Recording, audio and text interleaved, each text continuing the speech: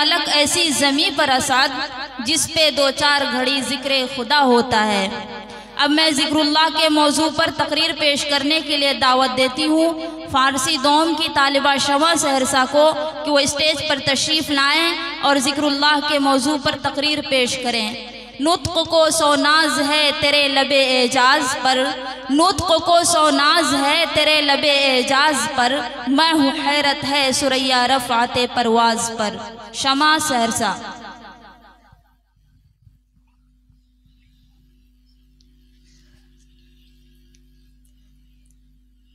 अस्सलामु अलैकुम व रहमतुल्लाहि व बरकातुहू।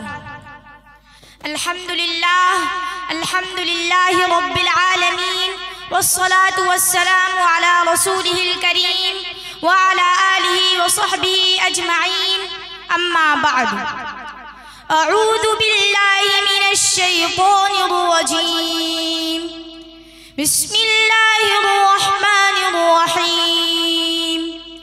या अय्युहल्लज़ीना आमनु ज़कुरुल्लाह ज़िक्रन कसीरा वसब्बिहूहु बुक्रतन व असीला वज़कुरुल्लाह कसीरन लअल्लकुम तुफ्लिहून।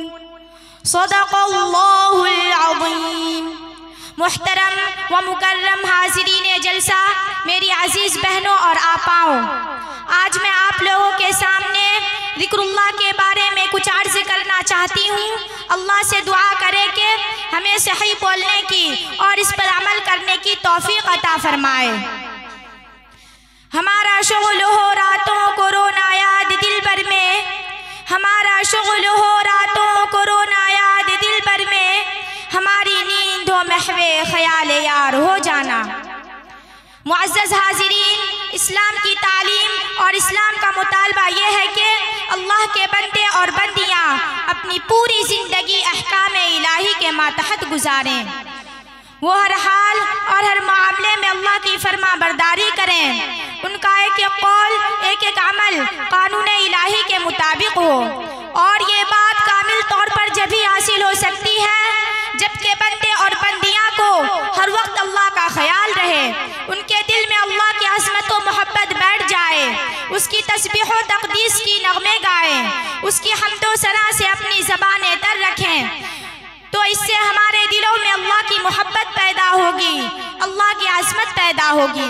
मुअज़्ज़ज़ सामिईन, एक फितरी बात है कि इंसान जब किसी के अज़मत व कमाल के ख्याल में हर वक्त डूबा रहेगा, दिन रात उसके हुस्न व जमाल की गीत गाता रहेगा, तो उसके दिल में उसके लिए अज़मत व मोहब्बत ज़रूर पैदा हो जाएगी। और ये बस जाने वाली अज़मत व मोहब्बत बराबर उसके दिल में तरक्की करती रहेगी। इसलिए हमें अल्लाह का जिक्र कसरत से करना चाहिए। जब हम अल्लाह का जिक्र कसरत से करेंगे, उसके अज़मत व कमाल के ख्याल में हर वक्त डूबे रहेंगे, दिन रात उसके हुस्न व जमाल की गीत गाएंगे, उसकी कुदरत और शान रिफ़ात के नगमे गुनगुनाएंगे, तो हमें अपने खालिक से सच्ची मोहब्बत और सादिक इश्क हो जाएगा। और ये इश्क व मोहब्बत कामिल बंदगी वो ज़िंदगी जिसका नाम इस्लाम है हमको हासिल हो जाएगी। यही वजह है कि अल्लाह ताला ने अपने कलाम पाक में जिक्र की कसरत बड़ी सख्त ताकीद से फरमाई है। इरशाद खुदावंदी है, या अय्युहल्लज़ीना आमनु ज़कुरुल्लाह ज़िक्रन कसीरा वसब्बिहूहु बुक्रतन व असीला। एक दूसरी जगह इरशाद है, वज़कुरुल्लाह कसीरन लअल्लकुम तुफ्लिहून। अल्लाह का जिक्र कसरत से करो ताकि तुम फलाह पाओ। सामिईन कराम, अल्लाह का जिक्र, उसकी याद, उसकी फिक्र सबसे बड़ी नफ़अ बख्श चीज़ है। इरशाद खुदावंदी है, वलज़िक्रुल्लाहि अकबर। अल्लाह का जिक्र तो बहुत बड़ी चीज़ है।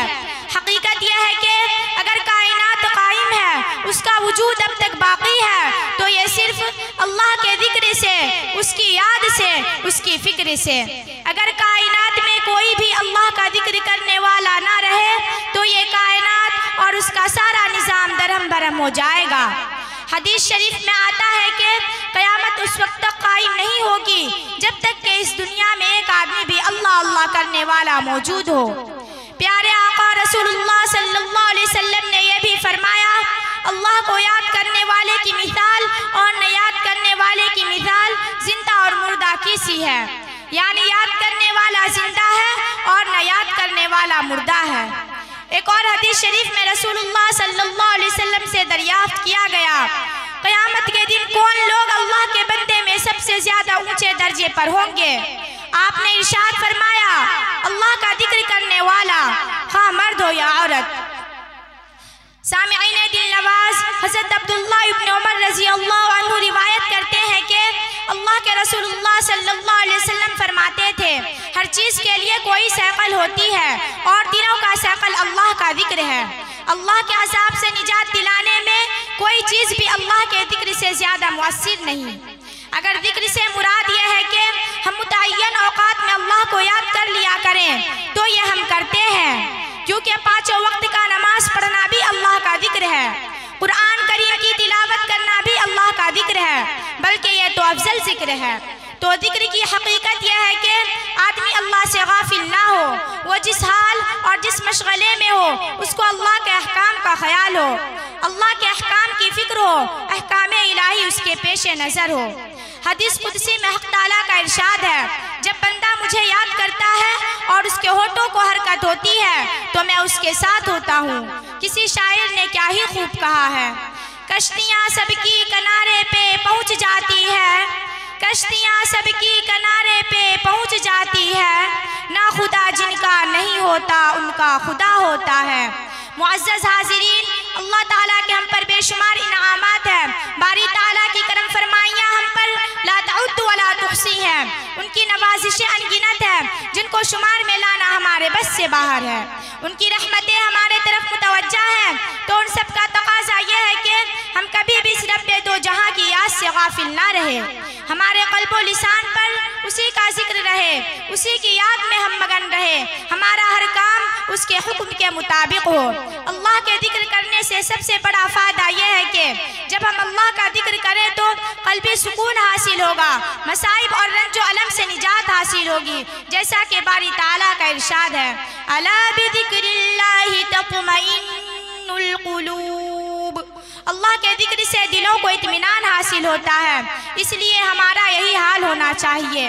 अब आखिर में दुआ है कि अल्लाह ताला हम सबको इस पर अमल करने की तौफीक अता फरमाए। न गर्ज़ किसी से नवासता, न गर्ज़ किसी से नवासता, मुझे काम अपने ही काम से, तेरी जिक्र से तेरे फिक्र से, तेरी जिक्र से तेरे फिक्र से, तेरी याद से तेरे नाम से। व आखिरु दावाना अल्हम्दुलिल्लाहि रब्बिल आलमीन।